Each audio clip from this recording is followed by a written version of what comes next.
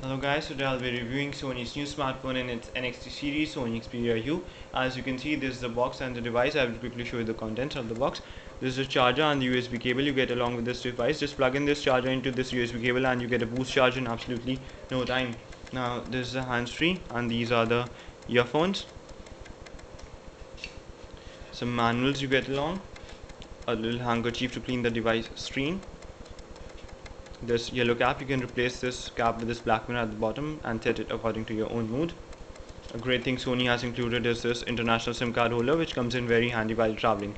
Now let's take a look at the device. It's got a 3.5-inch touchscreen, below which there are 3 capacitive touch buttons. At the top there's a VGA camera and the bottom sits a color changing belt. On the right hand side of the screen you got the micro USB port. On the left hand side you got a power on off button at the top, a volume rocker key in the middle and a dedicated camera key at the bottom. Now coming to the top hand side of this phone, you got the 3.5mm jack port and a secondary mic for noise cancellation, and at the bottom there's a primary mic for voice input. Now coming to the back end side, you got a 5 megapixel camera and speaker grill on the right hand side, and at the top it's a strong flash for the camera. At the bottom you got a Ericsson logo. Now overall this device is quite sturdy and Sony has coated it with some rubberish material which makes it scratch free. Now let's unlock the device. Now first things first, as you can see the notification bar is quite plain here. All it shows is your widgets running in the background, the updates happening and your messages and your emails. However, there are no shortcut buttons for GPS, Wi-Fi and Bluetooth. Now Sony has provided 5 home screens by default. Pinch on one home screen and it takes you to, and it displays all the widgets running at the background. Touch on a particular widget and it takes you to the home screen containing that widget. This is Sony's Timescape UI for you. Now coming to the dialing part, as you can see the dialing screen is pretty well laid out. All the keys are shown in the middle. At the top you got your recent contacts and at the bottom you got 3 shortcuts for contacts, phone and favorites. The contacts are quite well laid and you can synchronize all your Yahoo, Facebook, Twitter or WhatsApp contacts in here, and just long press on one contact and this bar pops out, and then you can WhatsApp, you can send email, you can call or you can message that particular contact, and then you can also add those contacts to favorites, whichever contacts you call quite recently. Now coming to messaging, I'll create a new message. Now as you can see in the normal mode the keyboard is quite cramped, so a guy like me with both fingers typing is quite tough. Now, just once you jump to the landscape mode, typing becomes really easy. I'll type something.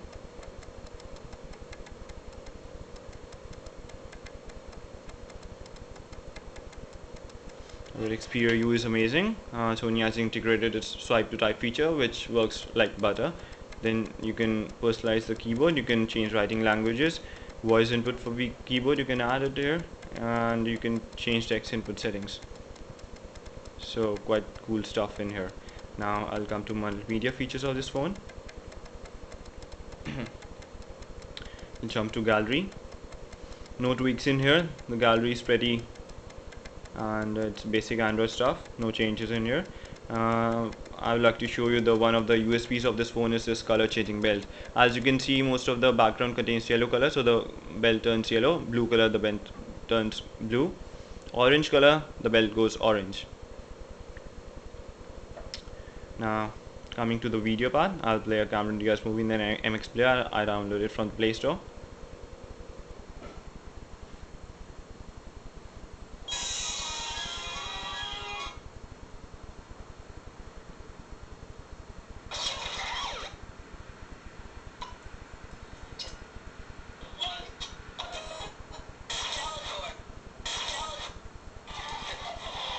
Now zooming in and zooming out in a video is no problem. The dual core power is really amazing, and so is Cameron Diaz.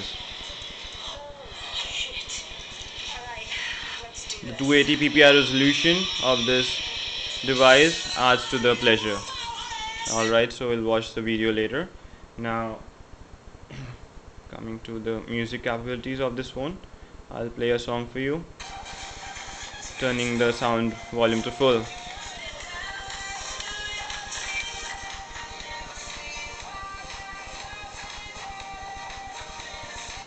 Now as you just heard, the sound quality is not too high nor is it too low. but once you plug in your earphones, the sound quality is really amazing. Now coming to camera, the device got a 5 megapixel camera with a really nice flash. The images are of good quality, and you have the option to take pictures in 3D sweep panorama, 3D multiple angle sweep panorama, and you also got a front camera here which you can take photos of your own, and you can also video call. Coming to the video, you can turn the flashlight on or off, and you can make your own video with front video, or you can voice chat, video chat. Now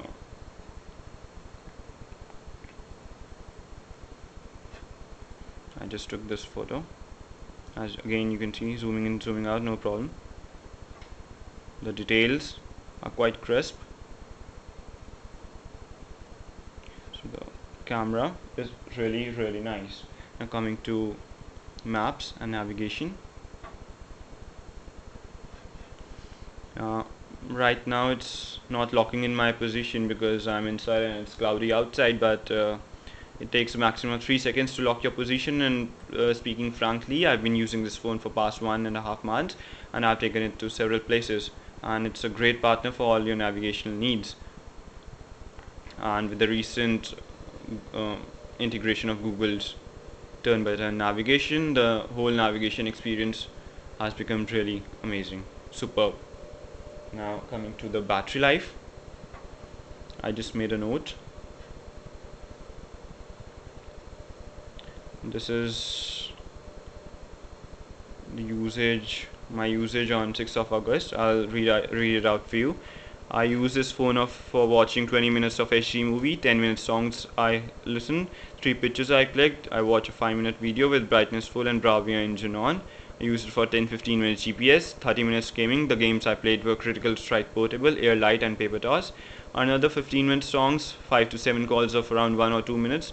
8:30 in the morning I charged this phone at 100%. At 7 p.m. in the evening the battery was 46%. All this with live wallpaper on and display brightness set to around say 20% when listening songs or phone not in use. So battery is quite amazing. With one charge it easily lasts around 1.5 days with moderate usage. Now coming to the verdict, this phone is really amazing. It's a great value for money product. And talking about the dual core phones, it can do all the functions phone like Galaxy S2, dual core phone can do. Since Galaxy S2 premium range phone and this is a mid-range phone, so you're getting a real deal in here. So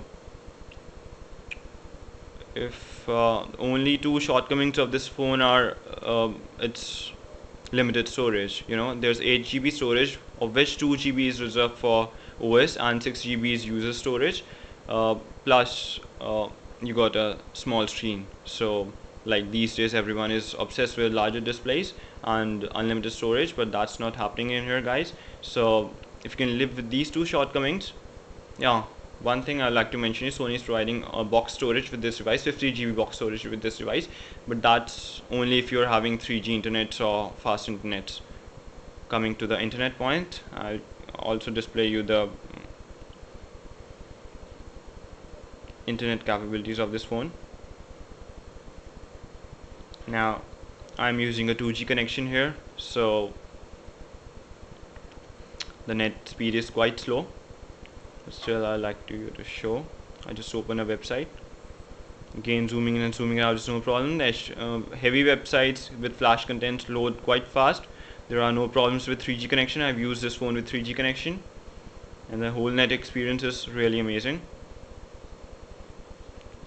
As of now, this phone runs Android Gingerbread, and Sony has promised ICS quite soon. And now, as I said earlier, if you can live with two shortcomings, that is small screen and limited storage of this phone is really amazing for you. Go for it, guys. Cheers.